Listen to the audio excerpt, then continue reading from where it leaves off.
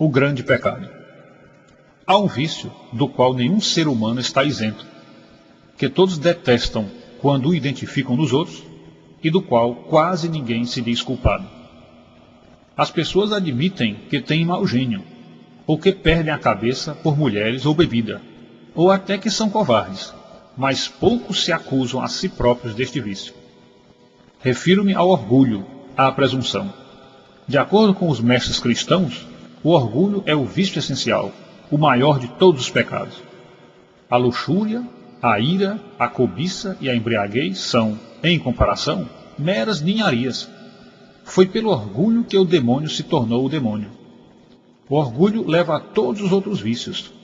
Ele é o perfeito estado de espírito antirreligioso.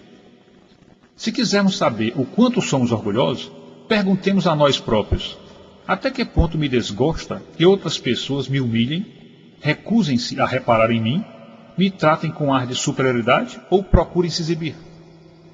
O fato é que o orgulho de cada um está em competição direta com o orgulho dos outros.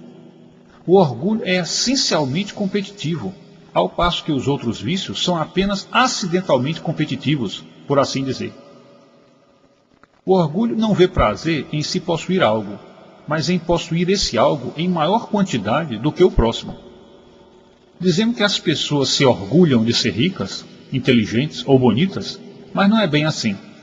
Elas se orgulham de ser mais ricas, mais inteligentes ou mais bonitas do que as outras. É a comparação que nos torna orgulhosos, o prazer de estar acima dos demais. Quase todos os males que se atribuem à cobiça ou ao egoísmo são, na realidade, muito mais o resultado do orgulho. A cobiça certamente fará um homem desejar dinheiro, em busca de uma casa melhor, melhores férias, comida e bebida mais requintadas, mas só até certo ponto. O que faz com que um homem que ganha uma fortuna por ano anseie em ganhar o dobro? Não é a cobiça de mais prazer. O que ele ganhava já lhe era bastante para todas as luxúrias que ele poderia apreciar. É o orgulho, o desejo de ser mais rico que os outros ricos, e mais ainda, a ambição do poder. Porque o poder é exatamente o que o orgulho realmente aprecia. Nada faz com que o indivíduo se sinta tão superior aos outros como poder movê-los à sua volta como soldadinhos de chumbo. O que leva uma bela garota a semear desgostos por onde passa, no afã de colecionar admiradores? Certamente não é seu instinto sexual. Essa espécie de moça é até muitas vezes sexualmente frígida. É o orgulho. O que faz com que um líder político ou uma nação inteira continuem sempre a exigir mais e mais? Novamente o orgulho. É o orgulho que tem sido a principal causa de desgraça em todas as nações e em todas as famílias desde que o mundo é mundo.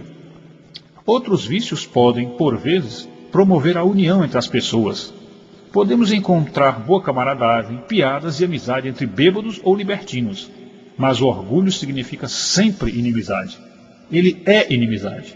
E não só inimizade entre os homens, mas inimizade para com Deus. Perante Deus, temos a sensação de algo incomensuravelmente superior a nós próprios. E se não encararmos Deus desta forma, e soubermos por isso que nada somos em comparação, então é porque não o conhecemos. Enquanto formos orgulhosos, não podemos conhecer Deus. O indivíduo orgulhoso está sempre olhando de cima para as coisas e para as pessoas. E, enquanto se olha para baixo, não se pode ver algo que está acima de nós. Isto levanta um terrível problema.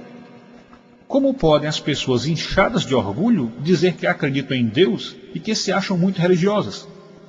Receio que isto signifique que elas estão prestando culto a um Deus imaginário. Elas estão o tempo todo imaginando como ele se mostra satisfeito com elas e as julga muito melhores do que as pessoas comuns. Elas lhe prestam uma humildade imaginária, insignificante, e lançam em troca um imenso orgulho sobre seus semelhantes. Sempre que descobrimos que nossa vida religiosa está nos fazendo sentir melhores do que os outros, podemos estar certos de que estamos sendo dirigidos não por Deus, mas pelo diabo. O orgulho pode muitas vezes ser utilizado para aniquilar os mais simples vícios. De fato, os professores apelam frequentemente para o orgulho de um rapaz, ou, como lhe chamam, para o seu amor próprio, a fim de fazê-lo proceder decentemente. Muitas pessoas venceram a covardia, a luxúria ou a irascibilidade, aprendendo a pensar que esses vícios estão abaixo de sua dignidade, isto é, que podem vencê-los através do orgulho. O demônio ri. Ele pode estar perfeitamente feliz ao ver que nos tornamos castos, dignos e com autodomínio, desde que, para tanto, ele nos esteja expondo à ditadura do orgulho.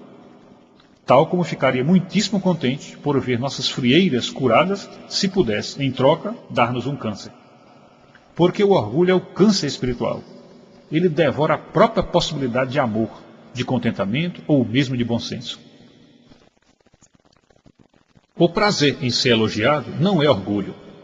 A criança a quem se dá uma palmadinha nas costas por fazer bem uma lição, a mulher cuja beleza é louvada por seu marido, a alma eleita a quem Cristo diz, procedeste bem, ficam satisfeitas e são desejáveis. Porque aqui o prazer assenta não no que somos, mas no fato de termos agradado a alguém a quem queríamos precisamente agradar. O problema começa quando deixamos de pensar, ele gosta de mim, que ótimo, para pensar, que sujeito formidável eu devo ser para ter feito isto. Quanto mais nos deleitamos conosco próprios, e menos nos deleitamos com elogio, piores nos estamos tornando. A pessoa frívola deseja demasiado elogio e está sempre usando de artimanhas para consegui-lo. Isto é um defeito, mas um defeito infantil e mesmo insignificante. Mostra que ainda não estamos completamente satisfeitos com nossa própria admiração. Apreciamos os outros o suficiente para desejar que eles olhem para nós. Somos, de fato, ainda humanos neste caso. O orgulho verdadeiramente negro, diabólico, surge quando olhamos tanto de cima para os outros que nem nos importamos com o que eles pensam de nós. Quando dizemos que um homem tem orgulho de seu filho, de seu pai ou de sua escola, pode-se perguntar se o orgulho neste sentido é um pecado. Penso que isso depende do que, exatamente, queremos dizer com ter orgulho de.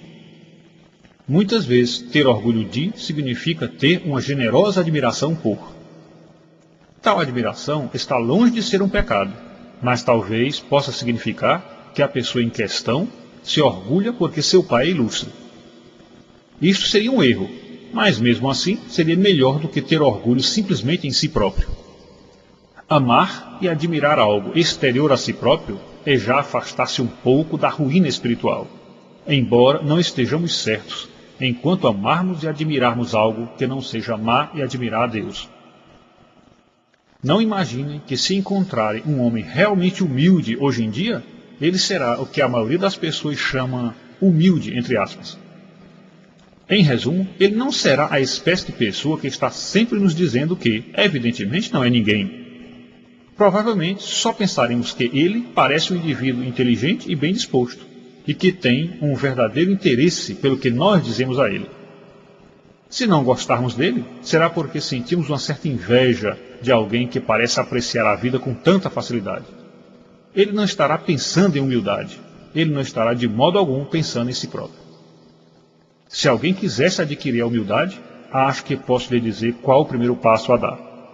O primeiro passo é compreender que se é orgulhoso. É um grande passo. Nada mais pode ser feito antes disso.